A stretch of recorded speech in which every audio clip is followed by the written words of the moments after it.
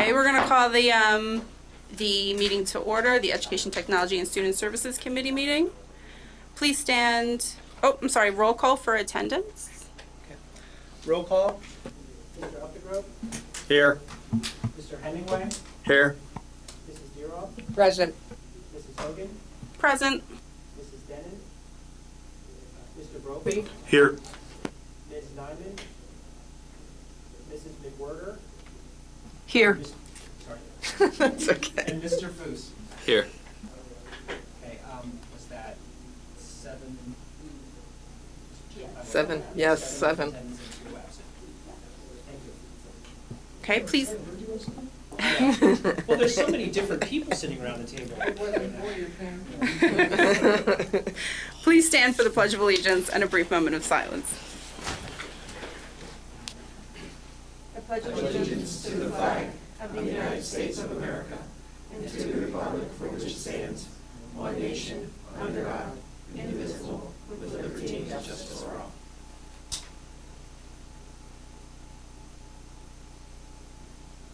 Thank you.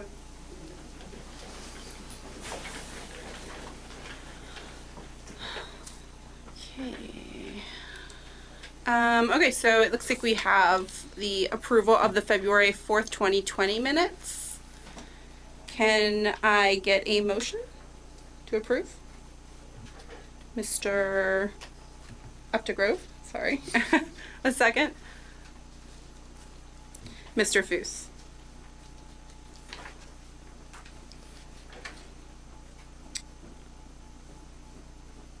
Is there any public comment? Thank you. Oh, okay. We're going to do a voice vote for the minutes. All in favor? Anyone opposed? Okay. Motion carries.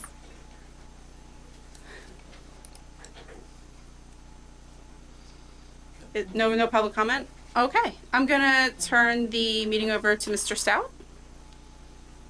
Okay, thank you. We are very excited tonight to have 2 esteemed guests present with us today at the Education, Technology, and Student Services Committee meeting. I am proud to say that, typically this is a meeting that I get to chair, but Dr. Bedden and Dr. Obero, actually we had a big thumb wrestling war with gloves on to make sure that we weren't handshaking and spreading germs, but they really wanted to make sure that the school board was given background information on social emotional learning and the connections to some of the decisions the board has made as far as staffing goes, as well as some of the robust professional learning that we have conducted throughout our district for social emotional learning. So hopefully today you have a feel for some of the connections and some of the hard work that really has happened in our district to help support the social and emotional needs of our children. So at this point, I'm going to pass the presentation over to Dr. Obero and Dr. Bedden.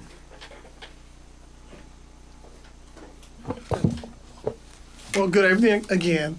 We thought we'd take this opportunity to make sure we are all on the same page with what we mean by social emotional learning, and more importantly, what we really call social emotional academic learning, because we believe that it is a part of our teaching and learning process. To give you a little bit of backdrop, one of the things that jumped out at me when I came to the district, that some of you may or may not be aware, is that I was astonished when I was being taken around and I was introduced to the conversation of some unfortunate events that had happened at the high school. We had actually had, I think, 4 students, at least I was made aware of, not all in the same year, but in the same cohort, who had unfortunate and tragic deaths by suicide. And I actually said to the staff, I was like, that should trigger a significant alarm of concern, because that's a lot. And then the conversation led to other issues that were developing within our schools with regards to some of our students. In fact, you may have received a email from a parent who was thanking the board for their recent decision, but that parent actually also spoke to me about some of the challenges that their children were having. I would just say this to you, that as you look at this, and sometimes when we talk about the decade gap or the age gap, that our current generation has a lot that they are offered, but they also have a lot of different challenges that we weren't exposed to. So that's always the challenge sometimes in understanding the differences when we often say, well, that wasn't an issue then, but really, was it not an issue then? Is it just that it wasn't recognized? And things happened and maybe wouldn't have happened if we knew about it. So, so I want to make sure everyone's on the same page and understanding what SEL is. And this is not Dana Benton's definition. We actually follow and work with, which you'll see a little bit later, one of the most recognized organizations in the country when it comes to SEL. But it's a process through which children and adults acquire and effectively apply the knowledge, attitudes, and skills necessary to understand and manage emotions. And you can read the rest of it, but that by itself is significant because that's about your self-awareness. It's also about how you interact with other people. And I think you'll see later that that's going to be a big part of also what you see about even when we talk about college and career readiness and how that connects with our students leaving us, but also how that applies to staff and adults every day, because this is not just a student issue. This is an adult issue. I will tell you that we did a survey when we were selecting the high school principal, and we had questions about SEL included in that for feedback from our parents and our students. One of the two questions associated with SEL got the largest response. It's an expectation that we had a principal who was willing, able, and committed to understanding and or already knowing and implementing things around SEL in the school. So I had no idea that that would be such a large response from our parents.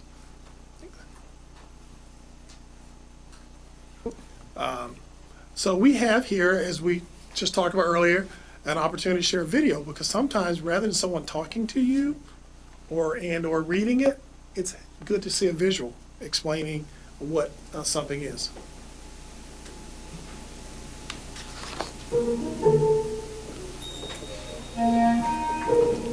And they did the cartoon version to help me.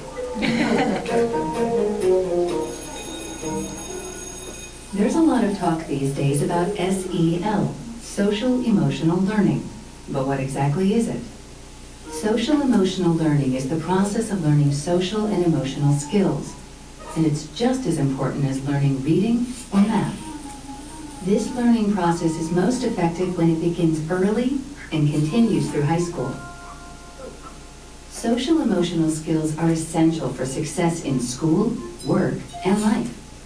With SEL, students learn to manage their own emotions and behaviors, have empathy and show care and concern for others, solve problems effectively, make responsible decisions, and maintain healthy relationships. Students learn to recognize what's happening inside them and to be aware of their emotions, which helps them deal with strong emotions and impulsive behaviors. It helps them stop, take a breath, and think about a situation before acting. Students learn to identify others' emotions and perspectives, which helps them empathize and show compassion, no matter who they are or what their background is. It's not difficult to imagine how this is important in the classroom and in life. Students learn to solve problems in peaceful ways and communicate assertively about what they need or want. This helps them get along with other students and get the help they need from adults. When students learn to make responsible decisions about their lives and their future, things can turn out better. Research shows social emotional learning makes a difference.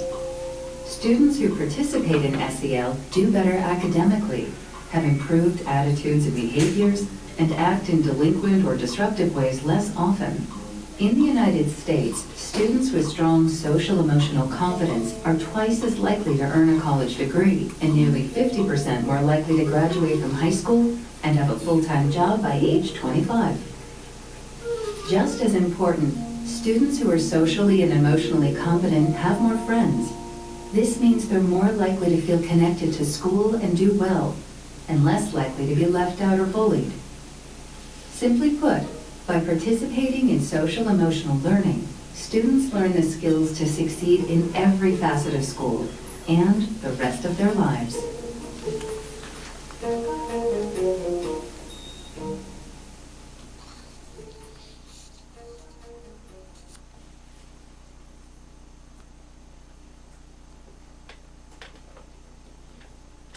stuck. There we go. Oh, we got it. That video we have used pretty widely across the district. Last year, we started an SEL steering committee to start to really look at how to bring SEL into our district in the strongest, most robust way, as Dr. Bennett had shared. And that was a video that we found very early on. We shared that with all of our advisory groups, our parent advisory, our student advisory, our teacher staff advisory, to really set the stage for what SEL is, why it matters, and why we need to really start to investigate and look at this as a district. So another resource that we used specifically with our steering committee as we began this work was this group called CASEL.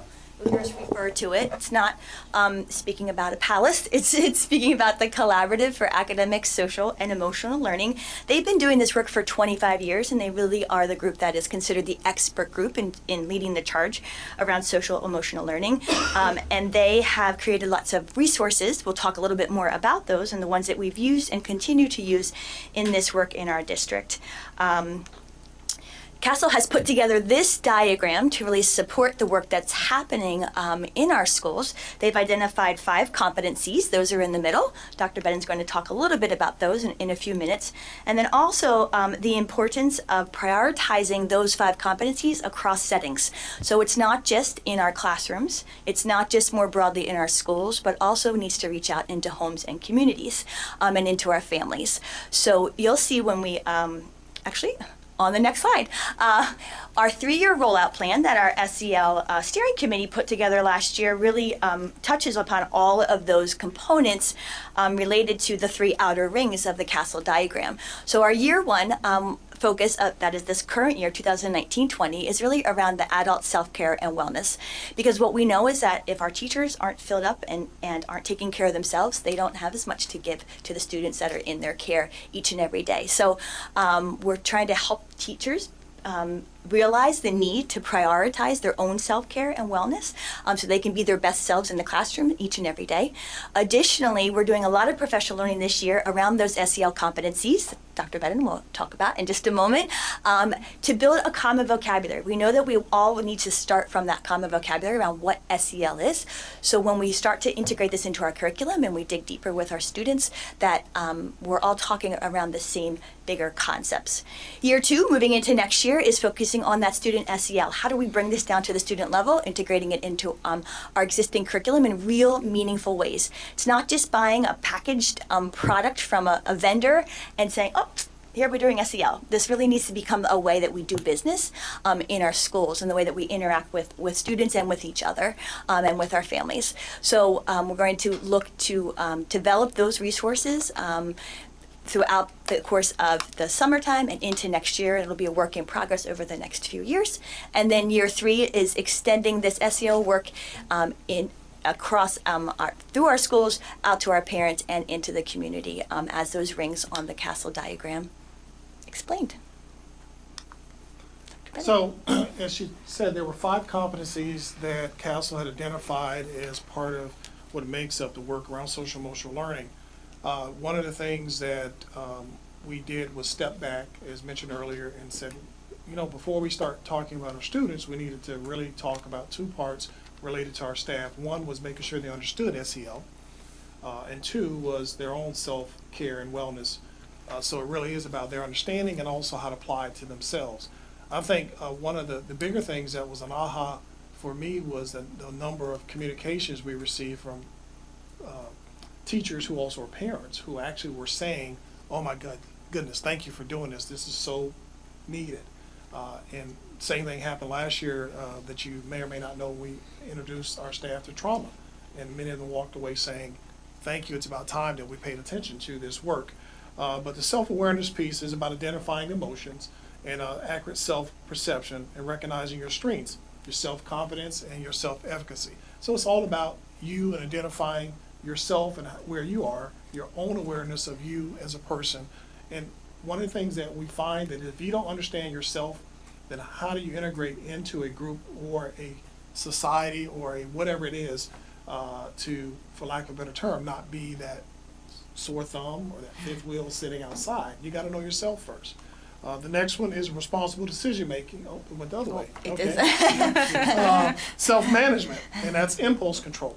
I often liken it when I talk to people is about we don't always have to say what we think. We don't always have to react to everything, and sometimes it's a matter of just stopping back and reflecting upon things. It's your stress management, self-discipline, self-motivation, so some of that intrinsic desire and goal setting. The next piece of that puzzle is your social awareness and your perspective taking and empathy and appreciation for diversity and respect for others. And honestly, I will tell you that that is something that's always a little bit strange for us here in Boyertown right now, because sometimes people limit their lens when we talk about diversity. Diversity is more than just race. And so we're trying to also get our staff to understand that it is a potpourri of differences that people bring to the table that are pretty powerful and valuable. And now, the biggest thing that we're able to recognize now and talk about, which creates a common interest among our staff, is that we have a growing diversity when it comes to socioeconomic status in our district. And that brings with it a whole lot of differences about what the preparation is for our students and what they come to the table with. And at the end of the day, it is about, no matter whether you're at a school that is the biggest growth for Title I or you're a school that has high performing, we really do want to be able to move students, all students, from whatever they are, point A to point B at some point, but also make sure that they are, we're respectful of them, we're considerate and thoughtful about their needs. It really gets into, on an academic standpoint, of also those individual learning plans. I say that because we say IEP and people think it's just a special ed, but individualized learning, and we talked about that even when we develop our mission and vision work for our students. The next one is our communication, social engagement, relationship building, and the teamwork, which is really about the relationship skills. And one of the things that's interesting is that we struggle sometimes with how to talk to each other, how to speak to each other, and how to work together. We often talk about the issues that we feel that, I say at least, our kids don't get a chance to play in the sandbox anymore. Early on, they're already got all these academic standards that are applied to them, and we forget about the piece of how do I just share my sandbox and my little, shovel that we can play in the sand. Those days are gone. How do I share the ball in the classroom? And we need more of that time to do that. So that's a big part of that. And then how do we talk to each other, even as adults? And we got to model that for our students. And then the last one would be responsible decision making. And that's really about identifying problems and analyzing situations, but I also think it's about problem solving and critical thinking skills, which is the overarching thing that we want to say we want to move our system to, and that we're not just test taking, producing people who would just test take or memorize something just to get an answer, then they tell you, I have no idea, I got that. And I have a 14-year-old who says that to me quite often. She's frustrated in our system right now of education in America, she says, that she feels like it's just about passing a test right now. And I have to listen to that at home, and she keeps asking me to fix it. And I'm like, that's a daunting task. And this slide here is about, we want to obviously show you some national evidence that exists to support SEL. The research highlights, it combines the findings from several studies on the one slide. One is the meta-analysis source that is about the impact of enhancing students' social emotional learning. The other part of it shows about teacher burnout, and then a protocol classrooms that they did some research on. And social emotional is about, again, our staff and students as a whole, not just one or the other, and being able to be most effective in our classroom. And then adult outcomes, and I'm not going to read that entire slide because we're 30 minutes behind. You have it, but we also want to know that we are really talking about the benefits to our adults, which we are focusing on the first year, and then the student gains that happen. And at the end of the day, you saw in the video that students actually do better in school when we intertwine social emotional learning into our academic program. This one is about the long-lasting and global impact. So they use a study with 82 students, and it really is really trying to convey to you here that this is not something you just do and it just flops and it has no impact. It actually has impact that is long-lasting and continues to benefit the students and staff as they continue to be exposed to a culture and climate that promotes and supports social emotional learning. And again, I'm not going to read it to you at this point and go into detail. It really is about the benefits in many areas, and you can see the information on that slide. Oh, that's me too again. Yes, you would get Dr. Bennett. The positive impact on our teachers, and this one is a big one. Teachers who possess the social emotional competencies are more likely to stay in the classroom longer. One of the challenges these days is that, the field has taken a hit. I mean, earlier in this year, we showed you some of the data about how many people are not coming into education anymore. And it is not just money, it is culture and climate and the work environment that we are putting teachers in. It's very stressful. And the work that we can do with social emotional learning, self-awareness, stress management, those types of things actually will help our teachers stay longer in the industry. And then obviously, if they understand that, they impart that and share that with their students, and then we have hopefully a very healthy teaching and learning environment for our students. That one right there, huh? Oh, two more after this. And then a link to young adult outcomes and kindergartners who were stronger in SEL competency were more likely to, and you see the list, to successfully finish high school, to compete in college degree, and obtain stable employment. Those three by themselves really capture career and college all in one bucket. So it is a direct connection, as you'll see later. When you talk about how it affects them in the community, that they're less likely to live in public housing, and we often have talked about previously about the role of public education. The more educated society, the less dependence they have on social services. Receiving public assistance, they're less involved with police. Again, the educational institution has a direct correlation to crime rate. The quality of education in the community has been shown by research to have an impact on plus or minus of what type of crime rate you have in your community. Social emotional learning actually contributes to support those outcomes. And then, of course, they're less likely to be involved in a detention facility. Again, a good productive citizen in society is what we get when we expose children in social emotional learning. And it's a strong return on investment. This slide is probably the biggest for those who live in work in private industry. And when you hear that there's 11-to-1 return on investment, the average return on investment from the 6 evidence-based programs they found is that for every dollar invested, you get $11 in return. I was waiting for someone to say that. Right? That's a lot. That's huge. So we're not throwing money down the drain. It is a strong investment with a high return. And then finally, college and career readiness. What are employers saying? At the end of the day, more and more employers are talking about what the term is changing, but what we had always heard, soft skills and those types of things. Well, guess what social emotional learning does? And it really is about the teamwork, collaboration, critical thinking, problem solving that employers really want. And that social emotional, based on executives' comment, are really saying that it is actually a valuable skill and trait that they want from their employees. And here are some of those type of employees. Wall Street Journal, Allstate, Google.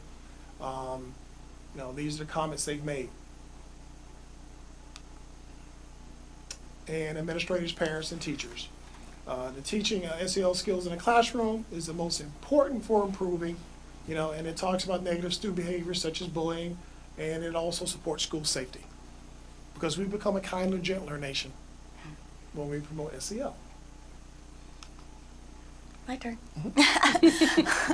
The umbrella illustration on the left-hand side really shows SEL as that convergence point for the items that are kind of raining down into that upside-down umbrella. I'll just name a few of those. Trauma-informed care, which we brought our entire district personnel together for a session on that in November. Growth mindset, culture, climate, some behavior management, all of those pieces really come together in this overarching topic that is social emotional learning. And on the right side there, it really is just a summary of the points that Dr. Bedden just made around parents, students, teachers, administrators, employers, all seeing that this is a crucial support that we need to offer to our students to enable them to reach their fullest potential, not only in school, but in college and career and beyond. So, we talked a little bit about our local level and some of the research, but this has really become a broader topic of concern at the national level. level, our country has added a focus to this through the formation of the National Commission on Social, Emotional, and Academic Development. And that group has taken some time to listen to key stakeholders, including parents, teachers, students, district and community leaders, and experts in the field of SEL. And they have created a report called A Nation at Hope. You may have heard of a report called A Nation at Risk that was created a few years ago. They've kind of turned that on its end and created what they call A Nation at Hope, which provides evidence-based research by these expert-supported groups that will help foster every student's social, emotional, and academic development. This is going to be a key resource in our district as we move forward into years 2 and 3 of our work. We mentioned CASEL a little bit earlier. This is just some of the resources additionally that our district will tap into from the CASEL website. We have this year used the school-wide guide, that's the center one in the top there, and some of their surveys and assessments to really gauge where our teachers are and how we can best support them. And some of the other resources, we're going to dig deeper this spring into their program review guides and ways to extend this work beyond our school walls to our family and into the homes. This is one thing that really jumped out at our steering committee, and we have really used it to frame the work that we are doing in our district, and especially will as we move forward into next year with our new SEAL positions. So this little cycle here is how to really take these SEL principles and integrate them school-wide in these 5 key activities. So the number 1, 2, and 3, we really have started at the district level. That is building awareness and commitment and ownership of SEL, establishing a shared vision and a plan, and cultivating adult SEL. We are going to continue, of course, to build on key points number 1, 2, and 3, but we're going to move into, in the next year and beyond, promoting SEL for students. And then also that last piece there, which is key, is using the data for continuous school improvement. Earlier this year, we actually had an SEL audit take place in each one of our buildings. We partnered with a consultant called Tom, whose name is Tom Stecker. He and his group have come in, they've done some building visits, they surveyed our staff and our administrators, and we're going to have an initial look just from that lens, that kind of high lens, about what are areas of strength around SEL and what are areas of growth for each one of our individual buildings. We're going to use that data to form some initial action plans around climate and culture.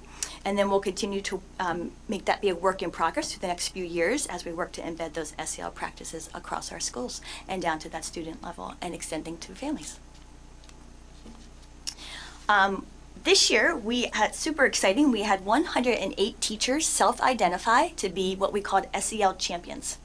So there were at least 6 teachers in every one of our buildings across the district who identified themselves as an SEL champion, someone who really wanted to champion this work in their building and partner with their principal to make sure that all staff were really learning that common language and understanding the principles of SEL. So with the help of Dr. Horton, who is our school counseling coordinator, and Lucy Bergiova, who is our wellness coordinator, we have created some resources. Those are on the left-hand side. We created an SEL webpage as part of our Boyertown Professional Learning webpage. We have hosted some SEL champion meetings after school, and we've updated all of the information on that SEL website from those meetings. We have created information around the SEL competencies that Dr. Bedden shared with you that they can then turn around and share out in spotlights with their faculty and staff. And we have a wellness checklist challenge. Say that fast, that's tricky. That Mrs. Bergiova, as our wellness coordinator, has integrated and really brings that focus back to the adult wellness and self-care. We also have purchased a book right over here for our SEL champions that is called Onward, and it is called Cultivating Emotional Resilience in Educators. Our SEL champions have been reading this a few chapters every month, and when we get together and we talk a little bit about that. And then this workbook is really daily activities to cultivate your emotional resilience and to thrive. It's a guide for individuals and groups. So there are great resources and activities that they can do with staff, with grade levels, with departments around the SEL competencies to really bring it to life and make it real for our teachers. The feedback on this book has been fantastic because it is really written with the lens of an educator in mind and really connected to the work that we're doing each and every day. And then on the right, our SEL champions really are key collaborators with our principals. So they're supporting their building level culture and climate goals. We have asked them to do an SEL spotlight at their faculty meetings and through newsletters, and to really focus on embedding that SEL language around the competencies. I mentioned earlier that we also partnered with Tom Stecker and his associates. He is an SEL consultant. He's been doing this work for over 25 years. He has been a teacher, an administrator. He's worked at the state level. And now he actually has created and written a doctoral program for Newman University in SEL. So he is a huge resource for our district. And we've contracted with him for this year and into next year to support our professional learning. I'm not going to read all these bullets, but these are many key ways that we are supporting all levels of staff in our district through the use of Tom Stecker. He's coming to some of our leadership meetings. He's doing, he started a keynote with all of our staff this year. He's coming back next year. And he's helping us transition into the supports for students as we move forward. Dr. Bennett. Before we go into this slide, I do want to point out that it was interesting that on one of the professional development days, the board members that are returning, remember they received a grid of all the choices that our staff had. So we treated, one of the things about professional learning is that also treating teachers like professionals. So it really was treating them like they were attending a conference. So they actually got to pick. So we controlled the topics to make it fit the district initiatives and goals, but they had ability to decide which ones they felt like they had an interest in. Obviously, if you pick something you're more interested in, you tend to be more engaged and actively involved in it than if you're just told you're going to go to that. So they had a number of them that had about 60 slots, I think, a piece. So obviously, also like if you go to a conference, if you don't sign up enough, the seats run out. That's on you. So you got to pick something else. But it got hugely significant rave reviews. Again, about one, how it was done, and then two, the selection of topics that were available to the staff. This last slide actually wants to bring a little more clarity, understanding that what the investment that was made that the board approved in the SEALs. Again, remind you that these positions came about when talking to principals about not only how to best improve our connection and counseling services to our students, but when you were asked what would help you the most, adding another counselor, this idea came up, so we gave them a choice. So principals chose to either add that second counselor or use this person to be a part of that team that's going to work on the culture and climate. But also that person actually frees up the counselor to do some of the work that they couldn't do anymore. But the main big part of it is that they are supporting the 5 key activities that are outlined by council that Dr. O'Barrow spoke about a little bit earlier, and that you can see there about the world awareness and the school-wide goals and action plans. Especially now that if they, in some cases, they have the ability to have a team. When you have 5 or 6 people who've already opted in as SEL champions within their building. They will not be independent of the counselor. They are to work collaboratively with the counselor also and support the work that's happening in the building. So they have the ability, what this uniqueness is, they have the ability to work within that partnership with the counselor, but also work in collaboration and partnership with the principal. Because they actually are asked to have certain credentials also that are beyond just a counselor, so they have more flexibility to do more things within the building to support the school-wide culture and climate within the building. But those things that they take off the principal's plate also allows the principal to get back to being more of an instructional leader and take some of those management things off of their plate also that they can't get to. We have had a significant conversation within the district about making sure our principals are being more of instructional leaders to ensure that we are, one, making data-driven decisions, which is a growth area that we've talked about for our district, and then they also are ensuring that we are actually promoting student engagement as part of the process and not just stage on the stage type of instruction that we can also unfortunately get caught up in and just doing things the way we've always done them. Because we still get pretty good results.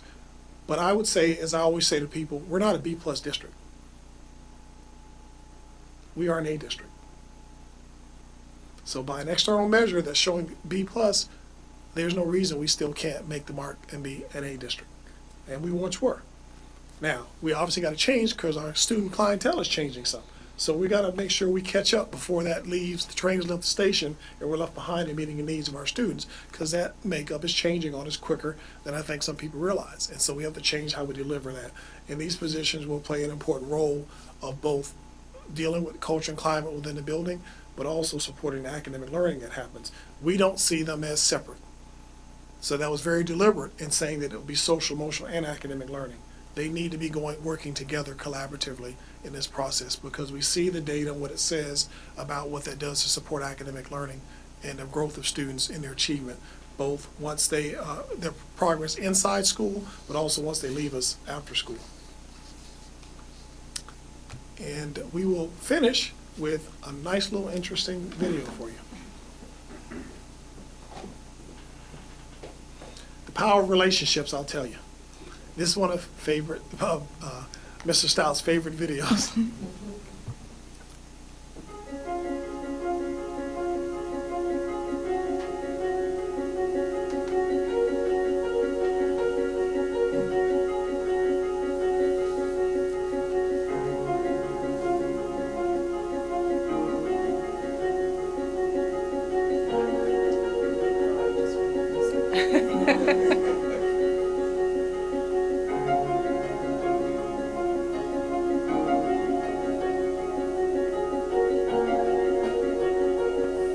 My name is DJ Baptiste, and I was born in Lacombe, Louisiana. I was raised by my grandmother. I was born to a 14-year-old mom and a 16-year-old dad, so they were young. They really weren't able to make too many decisions. I was very defiant, though. I hated. I loved to get in trouble because of getting in trouble got your attention. I was the type of student where I loved attention, and I did whatever it took to get attention. I was the leader of a gang, and let me tell you why. Because in a gang, we got a sense of security and a sense of belonging. We feel like these my homies, they gonna take care of me, they got me, no matter what. So that give us that sense of belonging. Fight. That was our only option. We had a disagreement, we fought. Whether we playing basketball, playing hide and go seek, it didn't matter. If it's a disagreement, we fight. So I was raised like that, and that's how that was instilled in my head. There wasn't no other option. You fight. You have to be violent. And I'm gonna tell you, we like to fight in school because we know we had a crowd. So we continue to get kicked out of school. We jump people. I mean, just so much violence. I never was a second thought. When it came to my head, that's what I did. If I wanted to fight, boom, I'm fighting. If you're close enough where I can put my hands on you, I'm hitting you in your mouth. That's just how I was. I did go to juvenile twice. Me and my homeboys ride one time. We got pulled over by the police. The police found some pistols in the trunk, pistols up under the seat. And we wasn't even headed to no, out of all the times we done had guns on us, headed to go do something, the police never stopped us. But this time we were just riding around with the guns, and he stopped us. And they confiscated all the guns and took us down, took the guns, and yeah, pretty bad. It was my first day of my senior year of school, and everybody was always telling me, since you hate school so much and you're ready to get out of school, then why don't you just go ahead and put forth a little effort and finish your senior year? And I didn't look at it like that. I looked at school as a place of that's where I can associate. That's when I can make people laugh. I can be a leader still because people want to see me. People want to follow me. I can look at girls, and if anything is going on between the hours of 8 and 3, it's gonna happen in school. So I didn't want to miss it. So that was my little motivation for school, to go to school, because I didn't want to miss anything. And, I walked in, Miss P class, that's what I call it, Miss P class late. My name is Donna Porter, and I teach public speaking at Picayune Memorial High School in Picayune, Mississippi. I knew, I sat back and thought about it. When you late to something, everybody looks at you. And all of a sudden the door flings open and this huge student that I've never seen in my life walks in and says, "What's up?" And she looked, and I said, "What's up?" You know, and I just had the attention of the class that fast. My first thought is, why did this happen to me? On the first day of school when I'm trying to set the tone? And then I thought, I've got this. Thank goodness I've got this. But to be able to access my brilliance, I have to take a deep breath, stay composed, and watch him, look at his nonverbal language, because all behavior is purposeful. She said, "Well, I noticed you're late to my room. There's no problem because you probably couldn't find it." I just kind of looked at her with this crazy look like, yeah, whatever. And she was like, "Well, have a seat." And I looked at her, I said, "Do you have any kids?" I said, well, actually, your name is DJ, Mr. Baptiste. I have two, and I just informed the class about it, but because you missed my room, you didn't hear. So are you married, he said. And I said, actually, I just told the class I've been married for 30 years. I stepped back and said, 30 years? Folded my arms, looked up and down and said, don't you think it's time for a change? Now, at that point in time right there, I expected her to get red in the face, lose her composure, run to her desk, get a referral, write me up and send me out. I was ready for that. That's what I expected. And now that I've learned the brain seeks patterns. So that was the pattern that my brain was seeking. You be disrespectful, you get sent out of class, but you get the attention that you want. She didn't do that. She looked at me, she smiled, and said, do you go to the doctor when you're well? And he looked at me very funny. He said, no, you go when you're sick. I said, you come to school and you know everything? He said, I guess not. I guess you come supposedly to learn. I said, well, you've got a lot to learn and I can't wait to teach you. And then I left him with that feeling of angst. And then I said, you know what I noticed more importantly about you? You have charisma. Charisma? You know, she was like, do you know what that means? I said, I'm cute. And everybody in the class laughed. And she was like, something like that. She was like, but you just know how to work a room, you know? And I said, I was just listening to her. She was like, she threw me out because she started talking good about me after I wanted her to be get into a power struggle with me. That's what I wanted. And I said, so I've been thinking in the last few seconds, I give jobs to my students in high school. Do you know anything about jobs in school? He said, oh yeah. In kindergarten, I was the line leader. I said, we don't have a line leader in high school, but we have appropriate jobs. And I usually take a week or so to figure out what job would best fit what student. I do a multiple intelligence survey, and we tell a little bit about ourselves. But you know what, DJ? I don't need to do all that with you. Because you're innately designed to be a greeter. He's like, a greeter? What's that? And I said, a greeter is someone that will stand at my door every morning. As everybody come in, I get to shake everybody's hand, appropriately hug the girls. That threw my mind off. And then she said, on top of that, I get to come in front of her class and have my own session for 2 to 3 minutes. How does that sound? That's what she said. I said, it sounds too good to be true, so let me run it back to you. I said, so you mean to tell me I get to stand outside your classroom, shake everybody's hand who comes by, then on top of that, I get to come in front of the class and have my own session? She was like, yeah. I said, well, I want, you know what I'm saying, I want to try this. She was like, but it's one catch. And I remember I dropped my head like I knew it was something, you know. All you have to do is be on time. Because if you're my greeter, that means you have to be the first one here so everybody get a chance to see you and shake your hand before they walk in my classroom. And I just remember shaking my head like, all right, I try this, you know. I see what it's something here I can't tell yet, but it was something there, and I just remember thinking I tried it. And she said, okay, pick up your backpack that you threw down and go have a seat. And that was the first day of my new life. Day 2, I'm standing in the hall and I see this mass of people just parting, and the only figurative language I could think of is Moses parting the Red Sea. And here comes this huge guy, and I hear these words that are so important for anybody watching this video. Everybody move out of my way. I've got to get to Miss Porter's class on time because, listen, I have a job to do.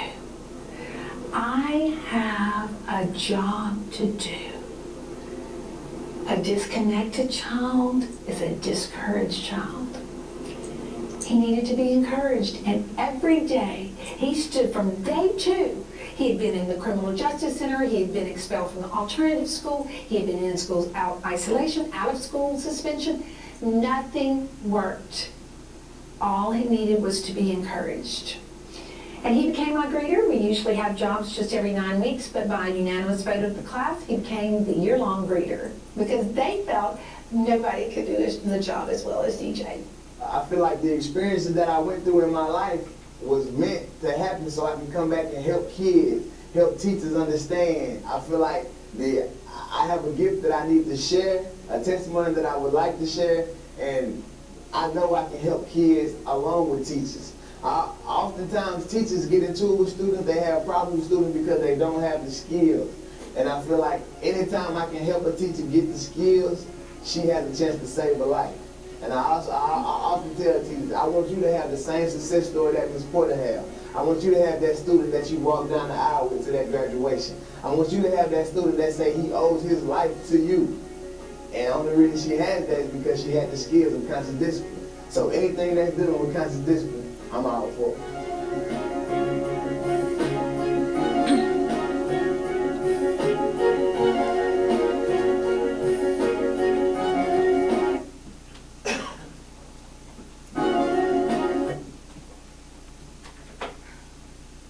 That's it?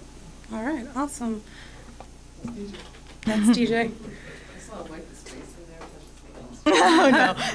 Well, that was before the corona, so fine.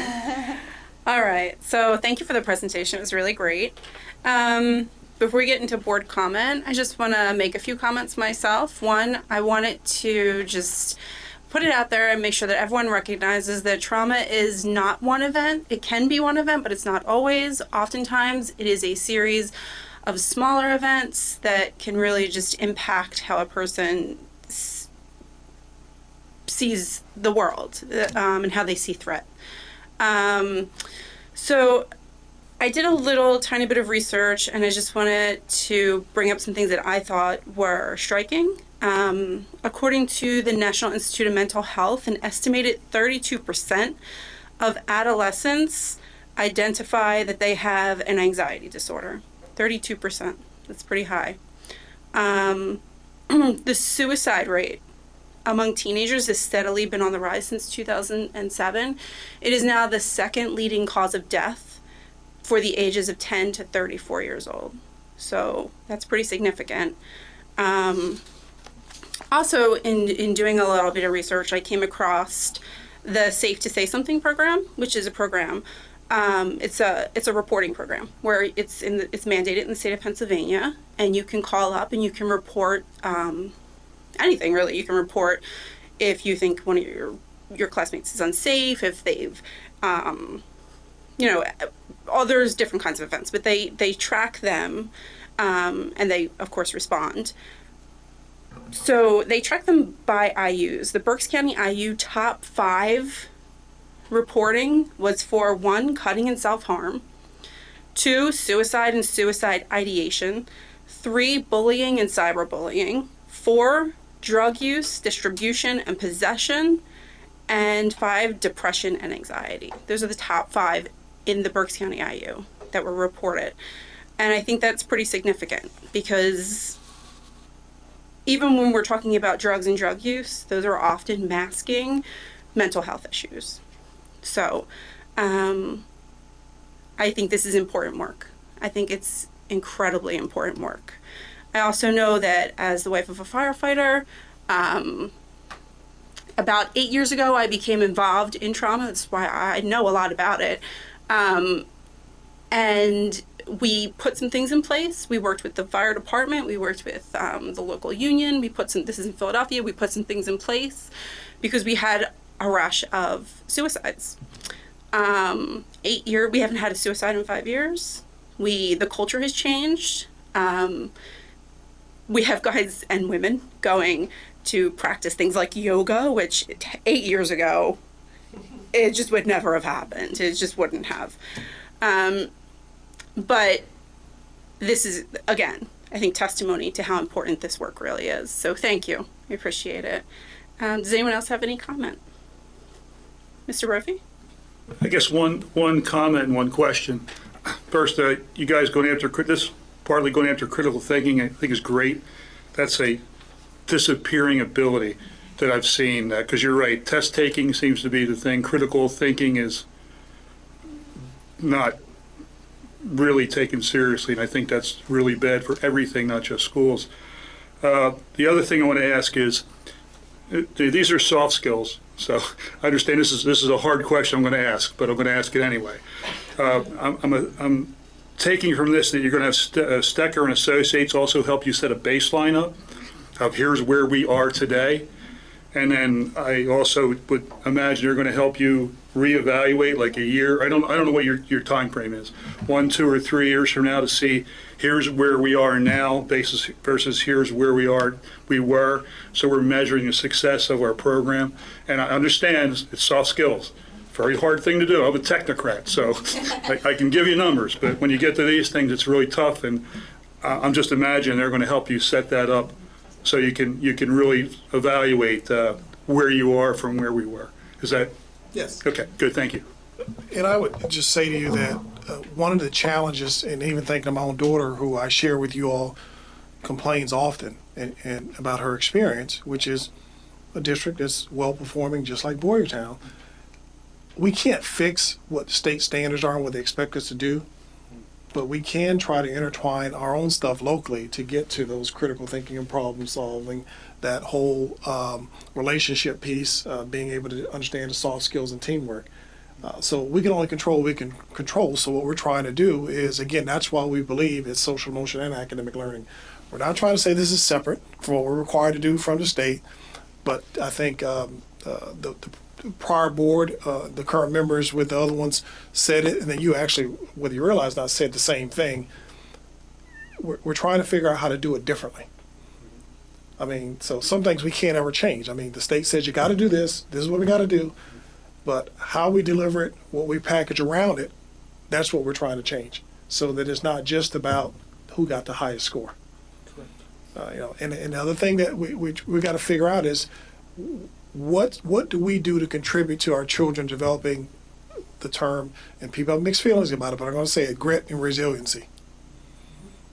That ability to press through when it's not going well. And I'll use my own personal situation. My daughter's come a long ways. When she couldn't do something, she went through this whole dynamic paradigm where it was, I can't do it, and throw a tantrum and just want to give up, to she got to a point where it was, she couldn't do it but wouldn't quit, and then if you tried to help her, she couldn't accept the help either. She just was like, I got to figure this out myself. So now she's getting more balanced with not quitting as easily, but also it's okay to ask for help, which is what we want. Mrs. McWhirter? So, and you might be able to answer this instead of just wave your hands, but I do wonder if these kids have more downtime doing these soft skills, having more recess or more free time, which has been taken away from them so much, that it gives their minds a break from the academics, if that and then, and you're forming other connections during this period as well, nerve connections. Just that, antivirals were the first half of my career, neurochemical diseases were the second half, and so that's why I get this whole nerves and making those nerve connections. I would assume that their test scores would improve. Yes? Well, I'll just say this, that, again, the data is showing that when we are embedding social emotional learning in your overall academic program, student performance does go up. I will also say to you that one of our challenges is why we stepped back and started with adults first, because we literally started this conversation about, pathways, a program, putting it into our instructional program, and then it was like the epiphany. We were talking like, wait a minute. But if our teachers don't understand it, they're going to think it's one more thing that you just added on. And then two, if they're not feeling better about who they are, all those, 5 competencies and self-awareness, their communication skills, students watch what we do. So there's a dynamic. When you think of the high school, how many adults run around that building? Yeah. They either model good behavior or they model poor behavior. So we got to get them into the culture and climate. And then the other part of it is, a lot of them are doing these things, they don't realize they're doing it. But we also believe that if they understand the importance of it, they're more willing and less, resistant to, oh no, I don't have enough time. Because if I don't get this done, don't make me have another recess, to your point. When they will see the value of, it is important. And by the way, we do hold on to recess in Boyertown. So it is still there. Because it is important to get that, yeah.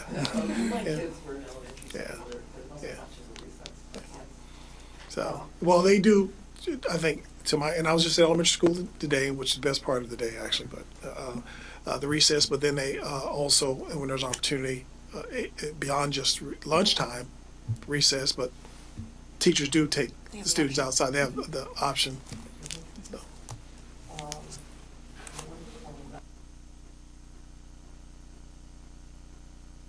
Just to add, and coming from an elementary school for being a principal for 10 years, my observations over those 10 years, and I look to embed a social thinking curriculum within Colbert Elementary School, and it was based upon actually a speech language pathologist, Michelle Garcia Winter, and it's about expected, unexpected kind of events, and my evolution over the 10 years of being here, and I purposefully try to be on that playground almost.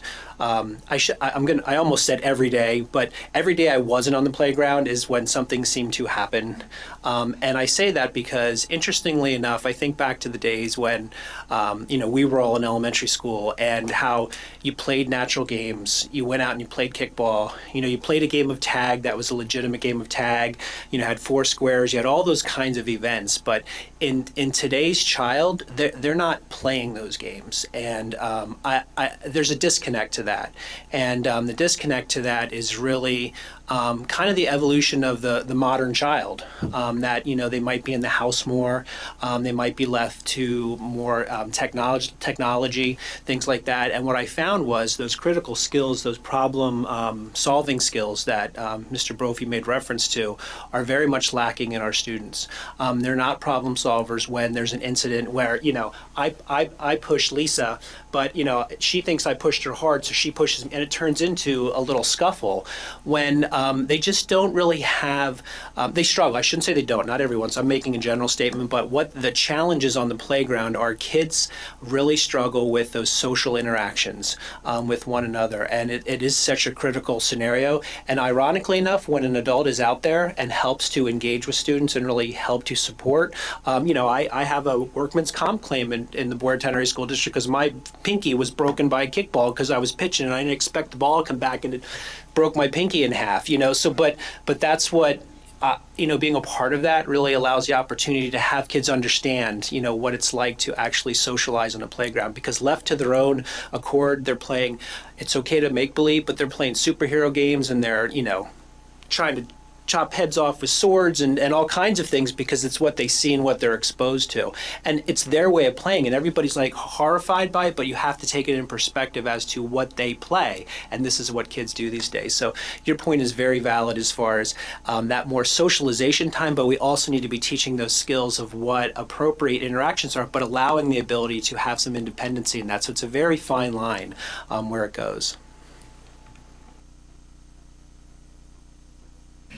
So, you always hear about the kids with their test anxiety, especially in elementary school. The third graders with their first time through with the PSSAs, or what are they called now? Are they still PSSAs? And I would assume that doing this throughout the year should help lower that test anxiety. So you're working on the skills through the whole year, and you're finally to the point where, it's just a test. I would hope. Okay.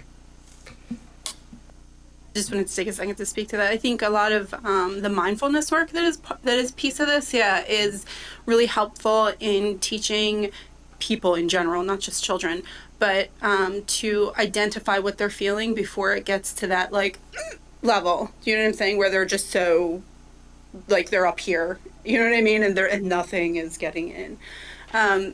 So I think that's a big piece of this, and I think that would help with testing. Even if you get anxious during testing, you're breathing, there's just all kinds of tricks and tips that is part of the instruction. So,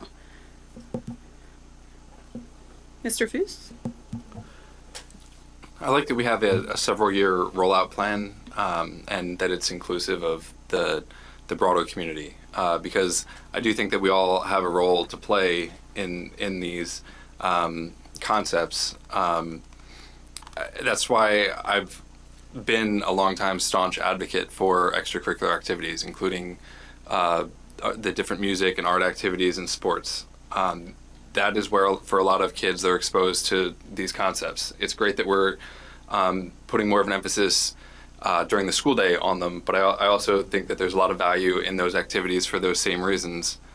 And by extension, it's great that we're then looking to try to promote this and give people materials and resources for parents and the community. One thing that I guess has always been a constant in my household is my dad taught me a good firm handshake and look people in the eye, and I never thought it was that big of a deal. A neighbor was actually complimented my son because my son went up to talk to him about their puppy, and the guy said afterwards that he was so impressed that my son looked him in the eye during the entire conversation. I didn't think it was that big of a deal, but then I thought about it and I was like, I'm glad that he's doing that, but that's something kind of intrinsic and that we have in our household, and I think it's great that we're working on a lot of these skills and being able to socialize, because it's really important once you're out of the school system. It helps you a lot to be able to navigate relationships and people. And so I think that, so I guess a question, to bring this to a question, is because coaches aren't always from within the district, they can be people that have other jobs and they come and coach for periods. Is there a way that they're also being included in some of these different lessons and programs?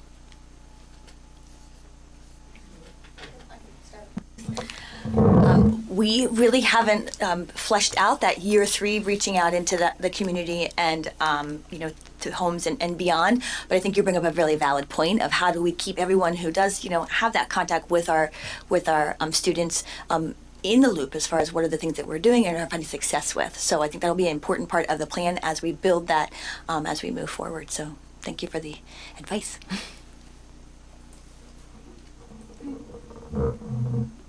Any other comments or questions? Okay. I have just one more quick comment. I'm really glad to see that the adults are getting that training and kind of being taken care of first, because if you're not taking care of yourself, you can't take care of other people. And that is, it's what this is based on. So we need teachers that are able to do the work. So I appreciate that. Sorry, I'm not in my agenda. Oh, upcoming meetings. Our next meeting is Tuesday, March 10th, here at the Ed Center. It's the Finance, Facilities, and Operations Committee meeting. Can I get a motion to adjourn? Ms. McWhorter, a second? A second. Mr. Foose, meeting adjourned.